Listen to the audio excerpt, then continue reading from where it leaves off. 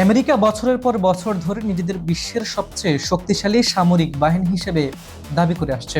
তাদের কাছে রয়েছে হাজার হাজার কোটি ডলারের আধুনিক আকাশ প্রতিরক্ষা ব্যবস্থা, অত্যাধুনিক রাডার এবং বিশ্বসেরা সামরিক প্রযুক্তি।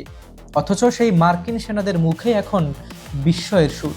তারা স্বীকার করছেন, শেষ পর্যন্ত ইরানের ক্ষেপণাস্ত্র কোথায় আঘাত হানবে তা তারা বুঝে উঠতেই পারছেন না। যুদ্ধক্ষেত্র থেকে আসা এসব দাবি এখন বিশ্বজুড়ে তুমুল আলোচনার জন্ম দিয়েছে। তবে কি আধুনিক যুদ্ধের পুরনো সমীকরণ বদলে দিচ্ছে ইরান? জানতে হলে ভিডিওটি শেষ পর্যন্ত দেখুন।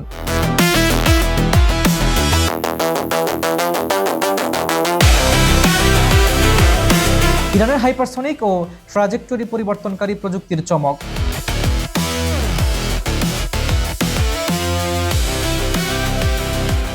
বিস্ফোরণের বিকট শব্দে কাঁপছে মধ্যপ্রাচ্যের আকাশ। একের পর এক সাইরেন বেজে চলছে অঞ্চলটিতে থাকা মার্কিন সামরিক ঘাঁটিগুলোতে।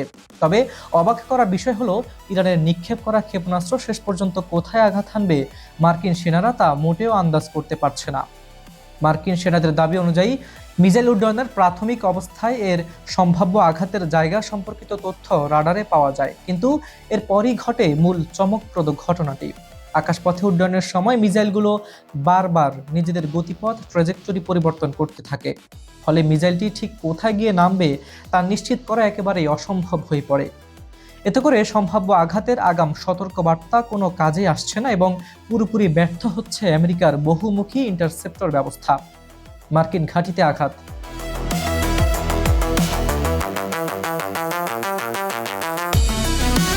আমেরিকান সংবাদ সংস্থা সিবিএস নিউজের এক সাম্প্রতিক প্রতিবেদনে বলা হয়েছে, আমেরিকার সার্বিক প্রতিরক্ষা ব্যবস্থার চোখ ফাঁকি দিতে সক্ষম হয়েছে ইরানের এই নতুন প্রযুক্তি। দেশটির ছোড়া মিসাইল এখন সরাসরি আঘাত হানছে মধ্যপ্রাচ্যে অবস্থিত বিভিন্ন মার্কিন ঘাঁটিতে এবং এতে হতাহত হচ্ছেন মার্কিন সেনারা।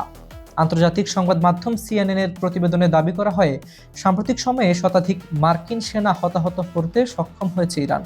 সবচেয়ে উদ্বেগের বিষয় হলো, নিজেদের প্রতিরক্ষায় মার্কিন বাহিনী কার্যকর কিছুই করতে পারছে না। খোদ মার্কিন সেনারাই বলছেন, আমেরিকার নিজস্ব প্রতিরক্ষা ব্যবস্থা এখন অকার্যকর হয়ে পড়েছে। কাজে আসছে না থার্ড কিংবা প্যাট্রিয়টের মতো অত্যন্ত ব্যয়বহুল সব ইন্টারসেপ্টর ব্যবস্থা। প্রযুক্তির উৎস নিয়ে ধোঁয়াশা।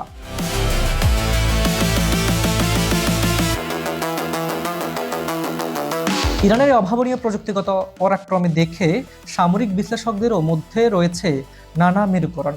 মার্কিন সামরিক বিশ্লেষক ল্যারি জনসনের মতে, ইরান হয়তো তাদের শুভাকাঙ্ক্ষী চীন বা রাশিয়ার কাছ থেকে এমন উন্নত প্রযুক্তিগত সাহায্য পেয়েছে।